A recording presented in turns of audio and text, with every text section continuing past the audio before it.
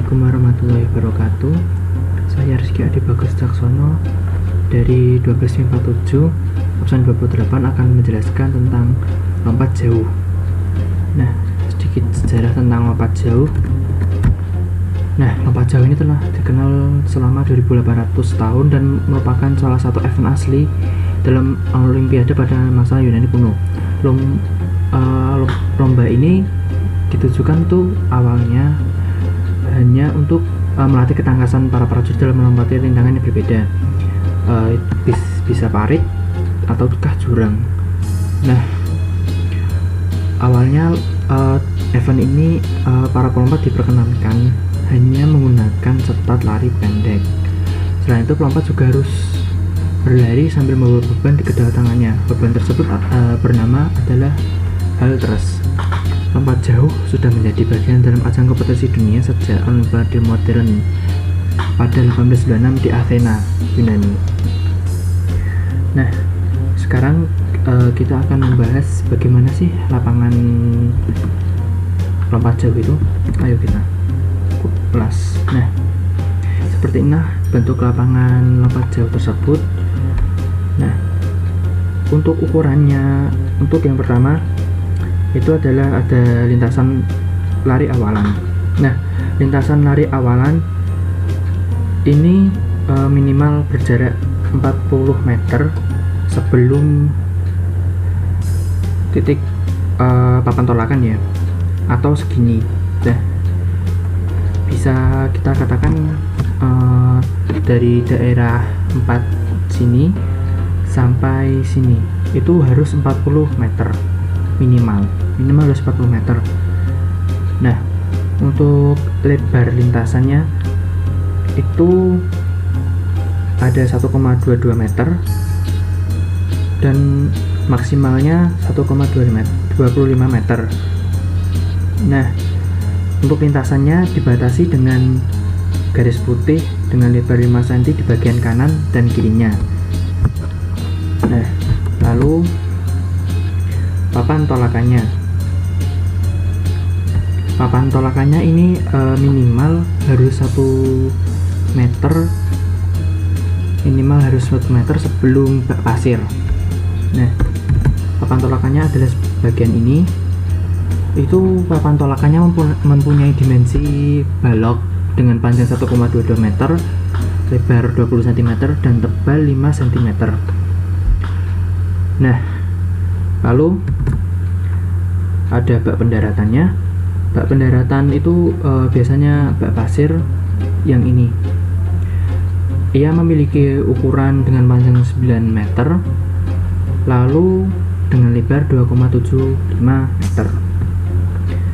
Nah, kita akan ulas sedikit tentang peraturan bermainnya, yaitu peserta. Apabila jumlah peserta lebih dari 8, maka masing-masing peserta diberi kesempatan untuk melakukan 3 kali lompatan. Itu apabila lebih dari 8. Nah, dan kemudian dari 8 pelompat tersebut diambil 8 pelompat yang memiliki hasil lompatan tertinggi. Diambil 8 pelompat dengan hasil lompatan tertinggi. Jika ada lompatan dengan hasil yang sama pada pelompat urutan ke-8 ke bawah, untuk menentukan maka masing-masing pelompat akan diberi 3 kesempatan sekali lagi untuk melakukan lompatan.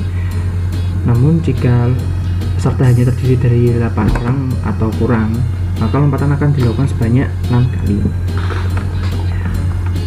Seorang peserta lompat jauh akan dinyatakan gagal apabila melakukan beberapa hal sebagai berikut. Nah, itu adanya bagian tubuh manapun yang menyentuh tanah pada bagian belakang garis batas tumpuan, baik saat melakukan persiapan untuk lompatan maupun saat berlari kencang tanpa melakukan tolakan. Yang kedua, melakukan tolakan dari luar ujung balok tumpuan, baik sebelum ataupun sesudah perpanjangan garis tumpuan. Nah, yang ketiga, pada saat melakukan pendaratan, peserta menyentuh tanah di luar zona pendaratan sebelum melakukan pendaratan pada bak pendaratan atau bak pasirnya. Yang keempat, sudah melompat serta mendarat dengan sempurna, pelompat berjalan balik melalui bak lompat. Nah, pelompat berjalan balik melalui bak lompat. Ini biasanya kan pelompat tuh kalau setelah melompat dia akan ke depan, itu agar menghindari kesalahan ini. Soalnya jika pelompat itu berjalan mundur, maka yang dihitungnya yaitu adalah pas dia mundur. Nah, yang kelima adalah melakukan mendarat dengan cara melakukan salto.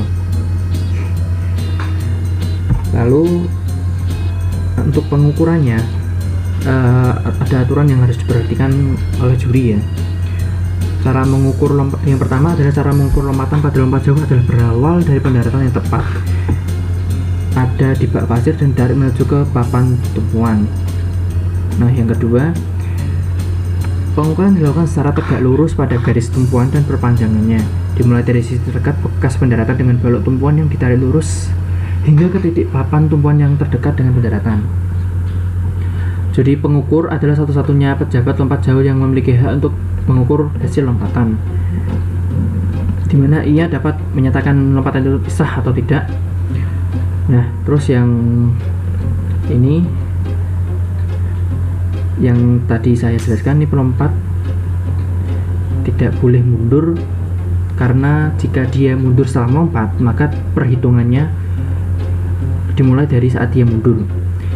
Nah, tahap pengukuran harus dilakukan ketelitian karena perbedaan 1 cm akan memiliki pengaruh yang besar pada penentuan penenang. Nah, dan setiap pengukuran tuh menggunakan alat-alat yang sama dari pemain catur dan pemain lainnya. Nah, lalu kita ada tugas utama juri dan wasit. Kita tahu juri dan wasit di lompat jauh ini ada 5. Yang pertama adalah juri hakim yang bertugas untuk menengahi atau memberi keputusan pada pelanggaran yang terdapat di dalam kompetisi lompat jauh. Yang kedua, juri pencatat, bertugas untuk mencatat hasil lompatan maksimal yang dilakukan oleh tiap peserta. Yang ketiga adalah juri pengukur, bertugas untuk mengukur seluruh jarak hasil lompatan dari tiap peserta yang sudah melakukan lompatan. Nah, lalu ada wasit 1. Wasit pertama ini bertugas mengawasi tiap peserta sebelum melakukan kompetisi lompat jauh. Wasit kedua bertugas mengawasi tiap peserta yang tepat akan melakukan lompatan dalam kompetisi lompat jauh ini. Nah, untuk penentuan pemenangnya, ini sudah di luar itu ya dari ketentuan, namun saya akan bahas sedikit. Ketentuan penenangnya yaitu menghasilkan lompatan yang terpanjang jelas. Nah, untuk ketentuan yang lainnya, ini adalah ketentuan tes doping yang biasanya digunakan oleh atlet-atlet untuk meningkatkan stamina-nya. Nah, itu doping itu ilegal ya teman-teman, tidak boleh digunakan. Nah, lalu untuk pendiskualifikasian dari lompat jauh ini, yang pertama adalah tidak melakukan lompatan setelah dipanggil selama 3 menit lamanya oleh panitia. Yang kedua, melakukan tumpuan dengan menggunakan kedua kaki. Tumpuan ini harus dilakukan dengan 1 kaki ya teman-teman, kalau kedua kaki itu bisa membahayakan juga dan kita susah untuk melakukannya. Yang ketiga, melakukan pendaratan di luar bak pasir yang sudah ditentukan. Lalu yang keempat, menyentuh tanah pada bagian belakang garis tumpuan dengan menggunakan bagian tubuh manapun, baik saat melakukan ancang-ancang lompatan maupun melakukan lari di landasan pacuan tanpa melakukan tolakan. Lalu yang kelima, melakukan tolakan dari luar ujung balok tumpuan, baik ketika sebelum maupun sesudah garis perpanjangan garis tumpuan. Lalu yang selanjutnya, pelompat menyentuh tanah di bagian luar area pendaratan atau bak pasir sebelum mendarat dengan benar dan sah di dalam bak pasir saat melakukan pendaratan. Yang selanjutnya, setelah melompat dengan baik sempurna, pelompat berjalan mundur atau berbalik melalui bak pasir. Ini yang tadi saya bahas ini. Terus yang selanjutnya melakukan pendaratan dengan melakukan gerakan salto. Sebenarnya gerakan salto untuk lompat jauh ini sebenarnya tidak diperkenankan juga ya, karena buat apa juga, karena kita hanya mengukur lompatan yang terjauh, dan kenapa kita harus melakukan gerakan salto. Itulah teman-teman. Nah, lalu kita akan membahas taktik dan strategi perlombaan lompat jauh. Kita bahas pelan-pelan dengan video yang sudah saya persiapkan.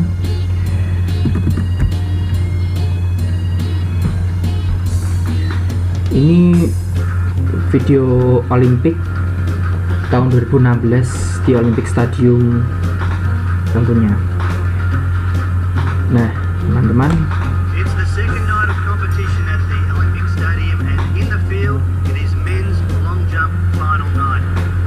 ini adalah perlombaan lompat jauh internasional yang diadakan oleh Olimpik. Kita percepat sedikit. Nah, kita bisa pause dulu. Di sini kita melihat ada beberapa peserta ya teman-teman. Yang pertama itu dari Uruguay dengan Emiliano Lassa, yang kedua Australia Fabrice Lapierre, yang ketiga itu dari England atau British dengan Greg Rutherford, yang keempat dari Afrika Selatan Lufo Mahnyonga, yang kelima dari Franska Fatin Gomez, yang keenam dari China Wang Jianan. Nah, yang selanjutnya juga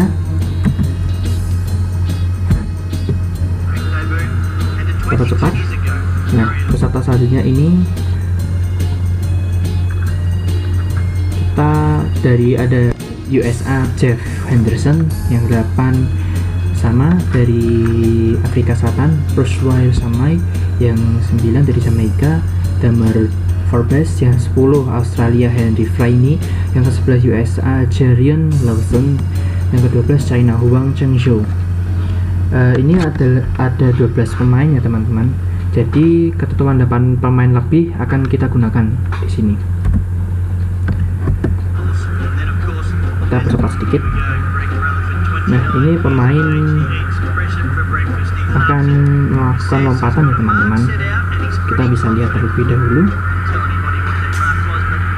Kita percepat sedikit. Pemain ini akan melakukan gerakan yang pertama, yaitu awalan.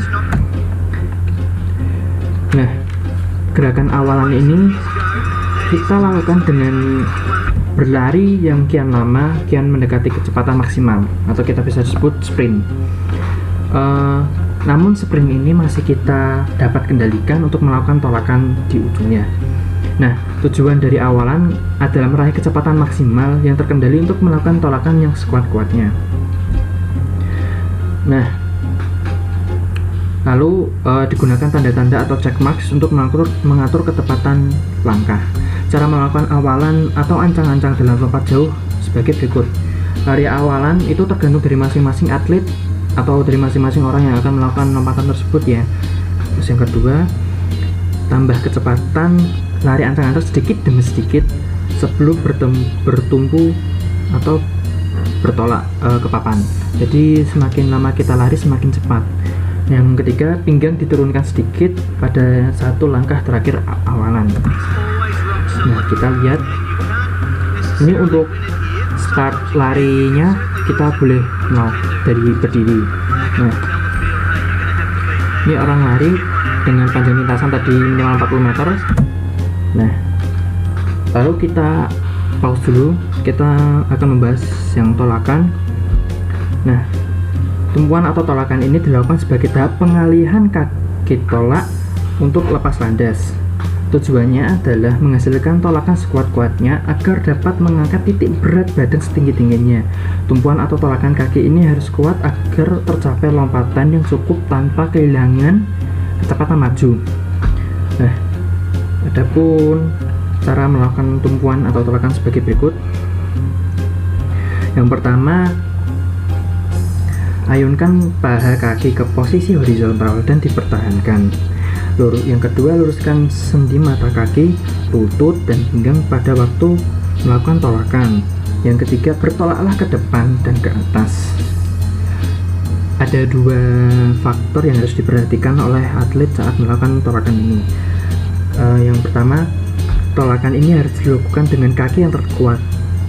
Bisa masing-masing atlet itu berbeda ya, bisa menggunakan kaki kanan atau kaki kiri. Yang kedua, terjadi perubahan kecepatan horizontal ke vertikal.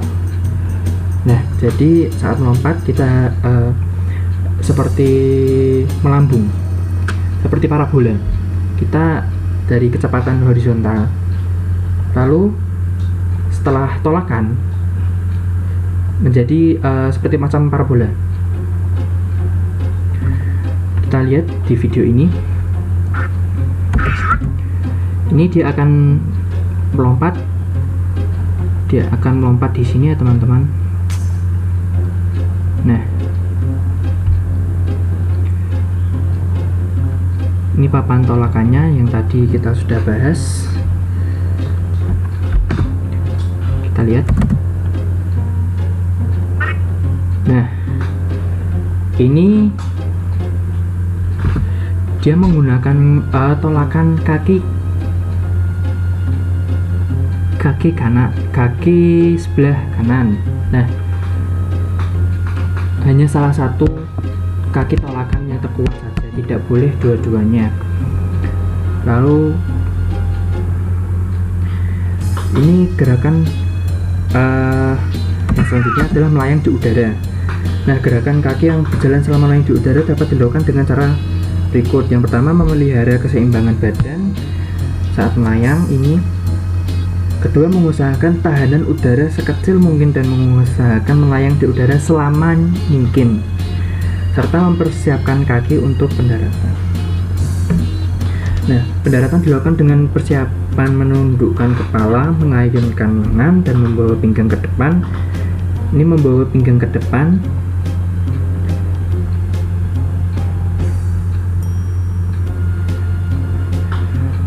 Lalu dengan demikian pada saat pendaratannya nanti, anggota badan yang lain tidak menyentuh pasir lebih belakang daripada kaki. Apabila harus menyentuh pasir, perkenaan dengan pasir harus lebih depan dari kaki. Nah, kita lihat ya teman-teman. Ini saat dia melakukan pendaratan. Nah, ini harus lebih, kaki ini harus lebih depan. Nah, ini perkenaan kakinya. Nah, ini tidak apa-apa ya teman-teman.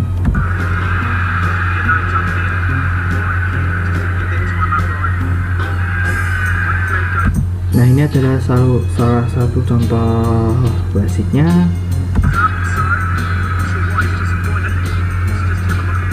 Terlihat di sini ada beberapa wasit. Nah,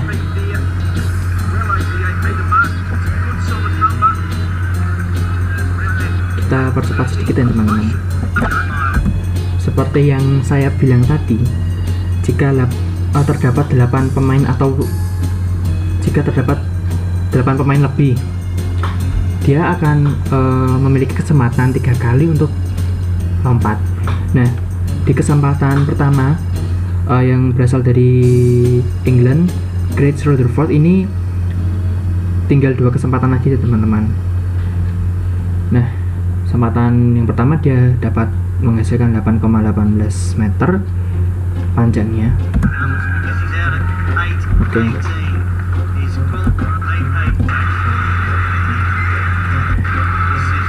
Lalu kita lihat pemain Luvo Manyonga ini.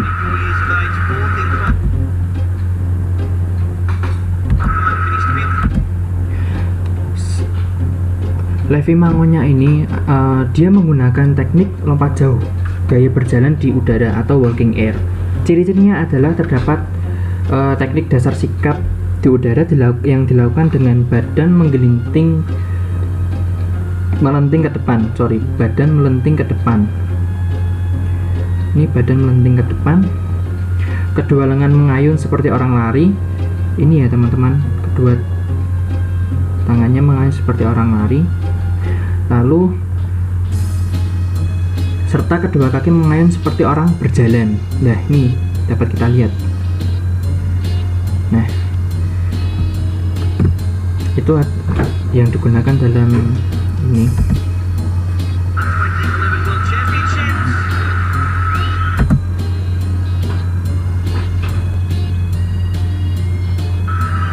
Nah, ini Juri mengangkat bendera yang menyatakan dia telah selesai melompat.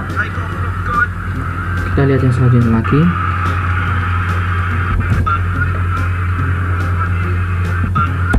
Ini ya, dia dihitung dari titik melompatnya dia sampai ke ujungnya dia. Oke, untuk peserta selanjutnya saya akan mengulas bagian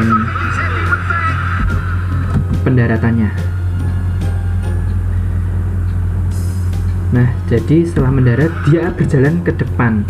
Jadi setelah mendarat dia akan berjalan ke depan, tidak mungkin ke belakang ya teman-teman, karena itu akan menjadi suatu diskualifikasi yang sangat berbahaya pada atlet-atlet yang bermain ini. Oke, mungkin itu saja yang dapat saya bahas. Terima kasih teman-teman telah menonton video saya, dan bye bye. Wassalamualaikum warahmatullahi wabarakatuh.